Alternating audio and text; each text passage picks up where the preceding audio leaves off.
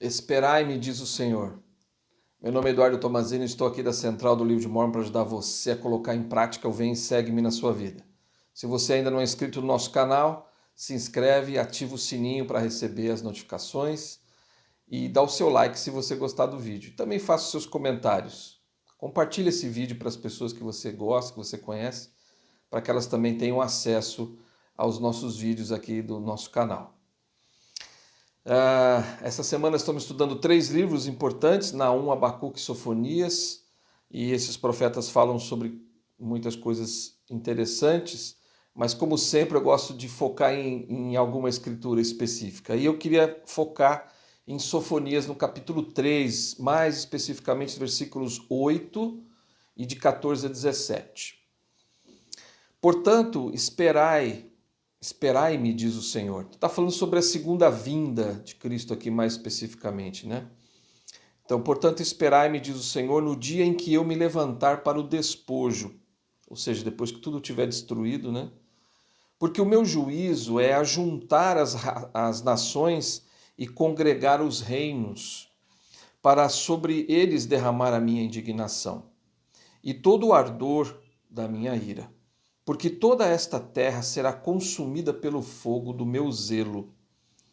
Canta alegremente, ó filha de Sião. E aqui vem uma parte bem interessante, né? Canta alegremente, ó filha de Sião. Quando ele fala filha de Sião, está se referindo a nós, membros da igreja. Jubila, ó Israel, regozija-te e exulta de todo o coração, ó filha de Jerusalém. O Senhor afastou os teus juízos, exterminou o teu inimigo. O Senhor, o Rei de Israel, está em teu meio. Tu não verás mais mal algum. Naquele dia se dirá a Jerusalém: não temas, ó Sião, não se enfraqueçam as tuas mãos. O Senhor teu Deus está em teu meio, poderoso para te salvar. Ele se deleitará em ti com alegria, calar-se-á por seu amor e regozijar-se-á em ti com júbilo. Então, é muito bonita essa parte.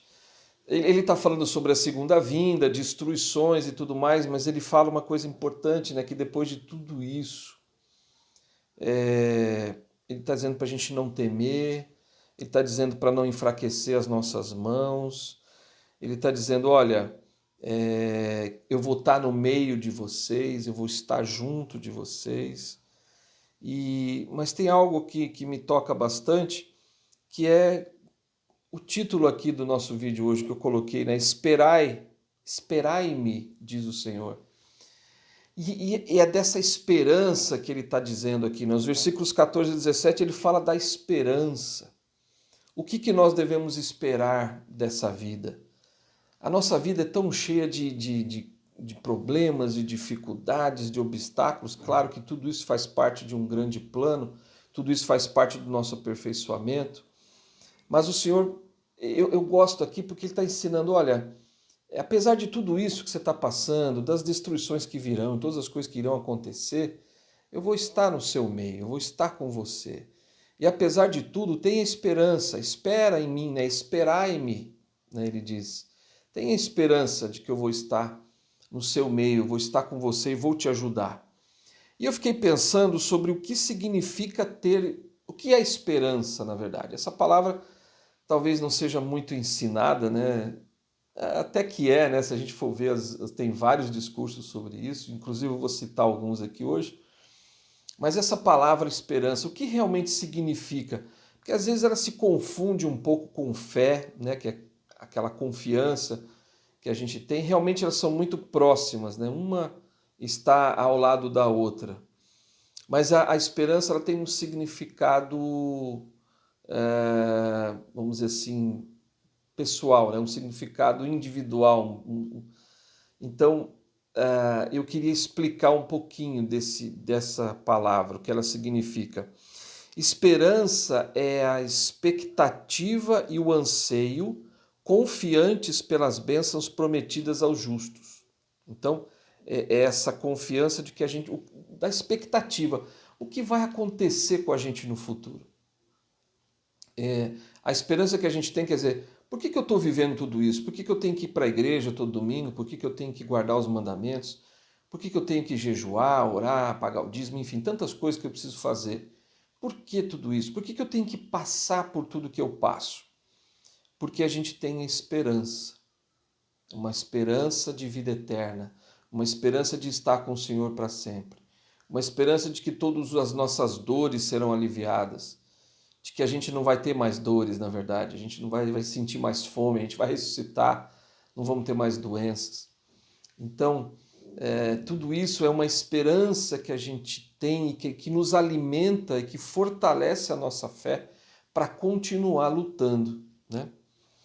E aí ele continua assim: a palavra esperança é às vezes mal compreendida. Em nossa linguagem do dia a dia, a palavra frequentemente denota incerteza, né? Que é aquela coisa que a gente fala assim: ah, eu espero que sim, eu espero. Então dá uma conotação de dúvida, mas não é isso. A palavra esperança no Evangelho, ela tem um significado muito mais forte, mais importante. Podemos, por exemplo, dizer que temos esperança de que o clima mude ou que recebamos a visita de um amigo. Na linguagem do Evangelho, porém, a palavra esperança é segura, inabalável e ativa. Os profetas falam de uma firme esperança, como está lá em Alma 34, e uma viva esperança, como está em 1 Pedro. Então, é isso que significa a palavra esperança. Então, a palavra esperança, como aprendemos aqui, ela é segura, inabalável e ativa. Não gera dúvida. A gente tem uma esperança. Então, eu acho que isso é que move a gente, sabe? Eu penso nisso. É isso que me move para frente, é isso que me move em direção e que me anima para fazer as coisas, em servir na igreja, em guardar os mandamentos. É isso que me motiva a continuar firme no caminho, apesar de todas as dificuldades, todos os obstáculos que venham, as nuvens de escuridão, né, que nos cercam. Eu tenho essa esperança de um dia encontrar com o meu Salvador face a face. Eu tenho essa esperança de encontrar o meu Pai Celestial e poder abraçá-lo e agradecer a tudo que ele fez por mim. Eu tenho a esperança de estar com a minha família para a eternidade. Então são coisas tão importantes. E isso que nos motiva a seguir em frente, né? O profeta Moroni, ele ensina muito sobre a esperança. Em Éter 12:4 ele disse assim: todos os que creem em Deus podem com segurança esperar por um mundo melhor. Sim, até mesmo um lugar à mão direita de Deus.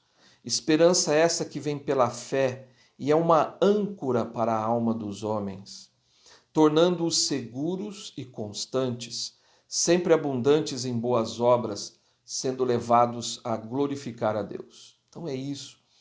É essa esperança que nos move, né, como eu disse, que nos leva adiante. Então ele disse, né, ele até citou aqui, ó, a esperança que a gente tem que esperar por um mundo melhor, até mesmo estar à mão direita de Deus. Então é por isso que a gente está aqui fazendo tudo isso. Moroni ainda ensina no capítulo 7 de Moroni, versículos 40 até o 42, ele ensina assim: novamente, meus amados irmãos, gostaria de falar-vos sobre a esperança. Como podeis alcançar a fé a não ser que tenhais esperança? Então é importante, ele está dizendo, olha, para você ter fé, você precisa ter esperança. Então são duas coisas separadas, coisas diferentes. E o que é que eu devo esperar? Olha só agora. E o que é que eu devo esperar? Eis que vos digo que deveis ter esperança de que por intermédio da expiação de Cristo e do poder da sua ressurreição, sereis ressuscitados para a vida eterna. É isso que importa para nós. De fato, o que realmente importa é que eu devo ter esperança de vida eterna, ter esperança na ressurreição. Tudo isso por causa da expiação do nosso Salvador Jesus Cristo, do grande sacrifício que ele realizou. Se ele não tivesse realizado, não haveria esperança para nós. Mas por causa da sua expiação, por causa do grande sacrifício que o Salvador fez, nós temos esperança de vida eterna, de alcançar o grau mais elevado, de nos tornarmos como Deus e o seu Filho Jesus Cristo são. Então esse é por isso que nós estamos aqui. E ele continua, portanto, se um homem tem fé, ele tem que ter esperança, porque sem fé não pode haver qualquer esperança. Então, uma está associada à outra, uma está ligada à outra. Não é possível ter fé sem ter esperança, e não é possível ter esperança sem fé. Então, é muito interessante esse ensinamento de Moroni para nós. E aí eu fui buscar alguns discursos falando a respeito de esperança e encontrei alguns, existem vários, mas eu escolhi 3, na verdade. Um do Elder Holland, que chama Um Perfeito Esplendor de Esperança, de abril de 2020, recente, assim, 2 anos atrás. Elder Holland, ele disse o seguinte: então faço-lhes esta pergunta. Se tantas das nossas esperanças, lá em 1820, ele está falando sobre a restauração e tudo mais, né? Então ele fala de 1820, na primeira visão. Então, se tantas das nossas esperanças em 1820 puderam começar a ser concretizadas com um facho de luz divina, né, aparecendo a um simples menino que estava ajoelhado em um bosque no norte do estado de Nova York, por que não deveríamos ter esperança de que desejos justos e anseios cristãos ainda possam ser maravilhosamente, milagrosamente atendidas pelo Deus de toda a esperança? Todos precisamos acreditar que o que desejamos em retidão pode, algum dia, de alguma forma, de alguma maneira, tornar-se realidade. Olha que fantástico o discurso todo é maravilhoso, mas essa parte eu achei tão interessante. Ele está dizendo, olha, o que aconteceu ao menino, né? Um facho de luz trouxe o pai e o filho para conversar com um jovem de 14 anos, que fez um pedido, né? E ele esperou que fosse respondida a sua oração, e ela foi, e tudo mudou para o mundo depois disso. E aí ele diz assim, por que não deveríamos ter esperança de que desejos justos e anseios cristãos ainda possam ser maravilhosamente, milagrosamente atendidos pelo Deus de toda a esperança? Então, há esperança. Às vezes não é fácil, às vezes a gente se encontra em momentos difíceis da nossa vida. Mas como eu disse, há esperança e sempre há esperança. E eu fiquei pensando, sabe, dos grandes... Hoje em dia eu acredito que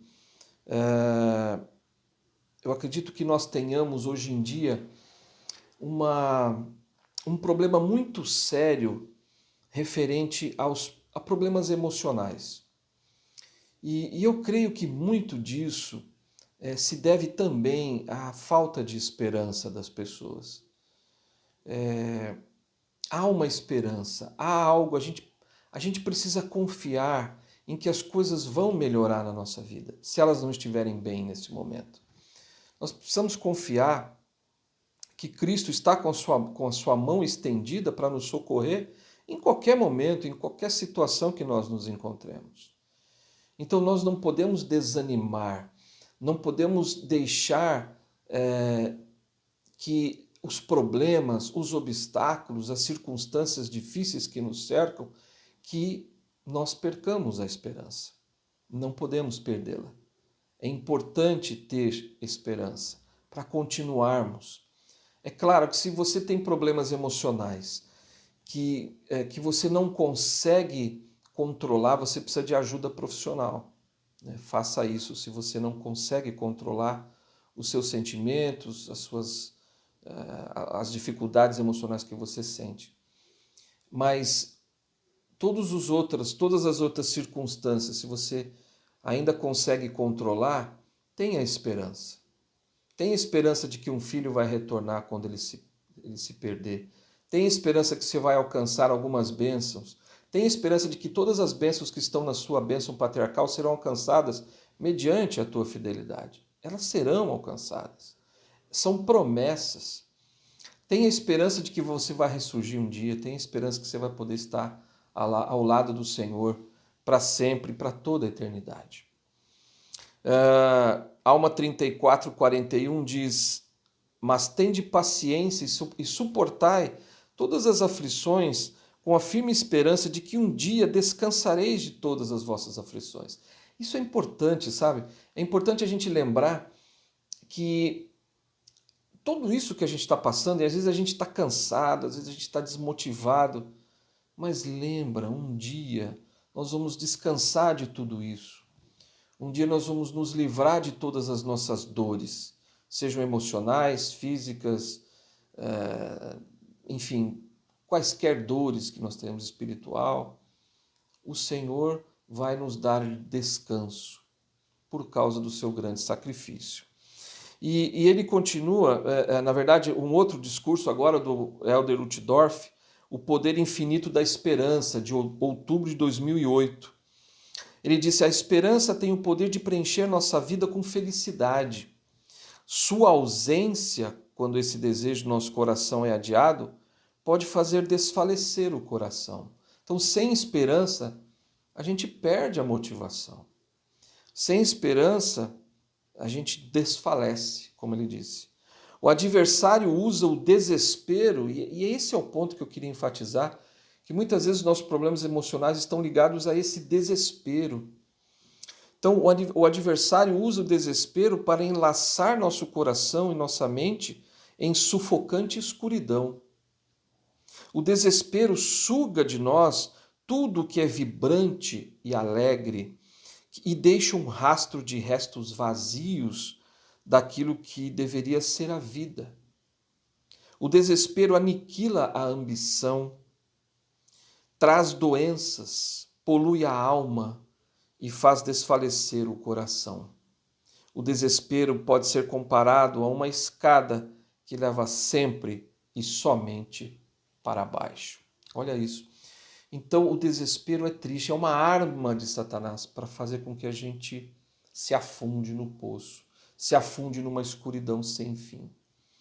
Mas eu digo a você, e ele vai falar aqui, quando você se sentir assim, procure subir a escada, procure ir avante e lembrar-se de que o Salvador está com o braço estendido para te socorrer e para aliviar as tuas dores e todos os problemas, sejam eles quais forem.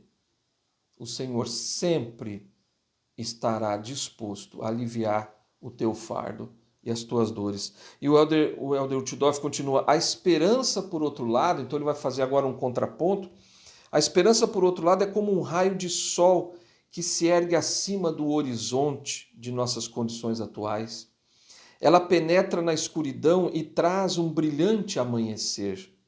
Ela nos estimula e inspira a colocar nossa confiança nos ternos braços do eterno Pai Celestial, que preparou um caminho para aqueles que buscam a verdade eterna em um mundo de relativismo, confusão e medo. Ou, como expressou certo autor, em meio ao pior inverno, encontramos dentro de nós um verão invencível. São palavras maravilhosas, né? E ele está dizendo, olha, por outro lado, apesar das pessoas estarem desesperadas, existe um raio de sol que se ergue acima do horizonte, em todas e quaisquer condições, e que ela estimula, nos inspira e nos leva à frente, nos leva adiante. Eu sei que não é fácil, e eu sei que todos nós temos nossas lacunas emocionais, que a gente quer preencher e às vezes não consegue, mas Cristo pode fazer isso. Quando você se sentir assim, aproxime-se de Cristo, porque Ele é o autor da esperança. Ele nos dá a vida, Ele nos deu a oportunidade da vida eterna. Então, aproxime-se dele.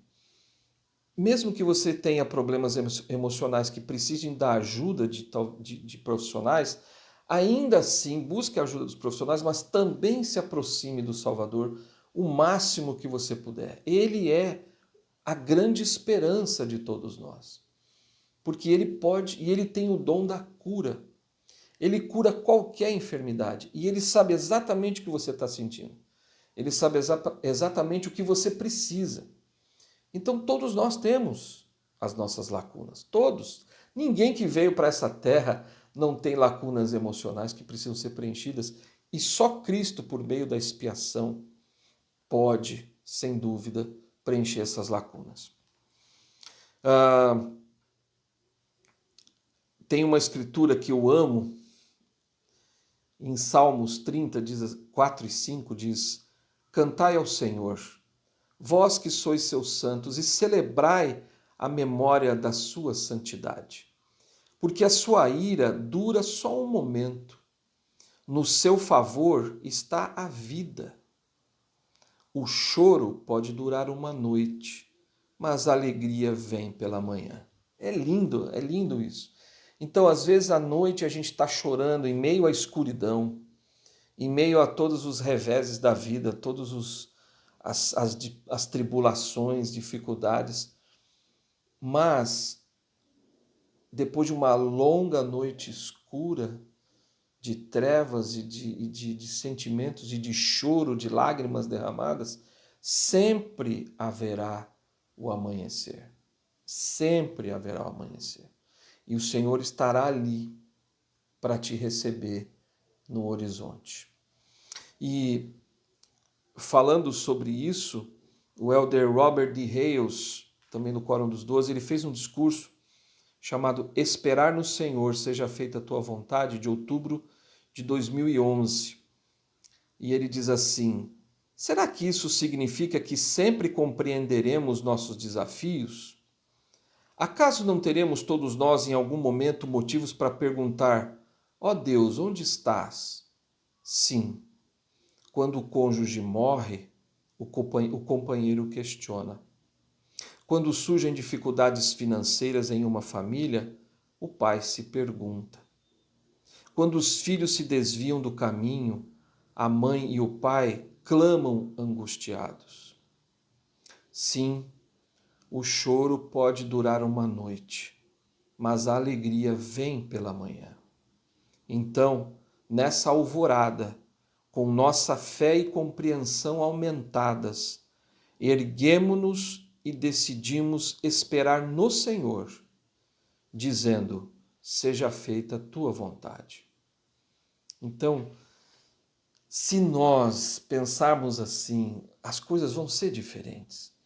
Se nós tivermos essa esperança que depois de uma longa noite de escuridão e de choro, quando amanhecer, o sol vai nascer com luz e com brilho, representando o Salvador, Jesus Cristo. A noite pode ser longa, a gente não sabe, às vezes ela é curta, às vezes ela é longa, às vezes ela é de média duração, mas a gente sempre derrama lágrimas em meio à escuridão. Mas existe alguém para enxugar essas lágrimas. Há um Deus nos céus, há um Cristo, há um Salvador que está de braços abertos para nos receber em meio a quaisquer dificuldades que nós venhamos a ter. E eu me lembrei de um hino que eu gosto bastante, eu gosto sempre de citar hinos aqui, mas que representam muito do que a gente está falando. Representa essa esperança que a gente deve ter. Porque a nossa vida, ela é cheia de momentos difíceis. A gente tem muitos momentos de alegria, óbvio, né? Ainda bem, para a gente poder suportar tudo isso. Mas existe realmente, nós realmente passamos por muitas dificuldades. E eu gosto de repetir isso, faz parte do nosso aprendizado, da nossa santificação, faz parte da nossa preparação para herdar a vida eterna. A vida eterna não pode ser alcançada de uma forma fácil, né? Não é fácil ser um Deus, não é fácil chegar aonde Deus e o seu Santo Filho Jesus Cristo estão. Exige muito de nós. Mas como o presidente Nelson falou, é muito mais fácil você viver os mandamentos porque você tem acesso a eles. Você tem acesso ao Salvador, você tem acesso ao Pai Celestial a qualquer momento que você precisar. E eles estarão sempre lá. Sempre lá. Você não precisa marcar, não precisa marcar nenhuma entrevista, né, com o secretário. É só você dirigir uma oração fervorosa e o Senhor vai te atender. Ele vai te ouvir, vai te consolar. Por isso, tenha sempre essa esperança. Mas eu queria citar esse hino, que é o hino 146, Se a Vida é Penosa.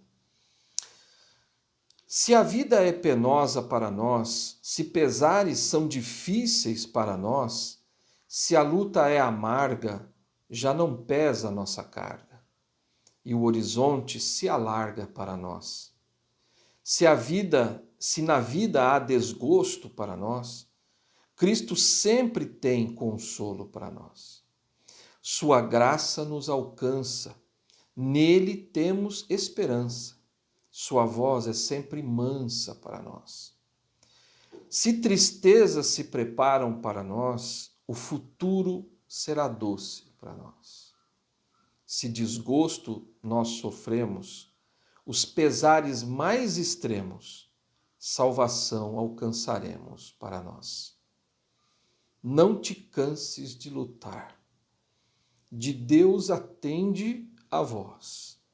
Deus descanso mandará, perdão e graças para nós.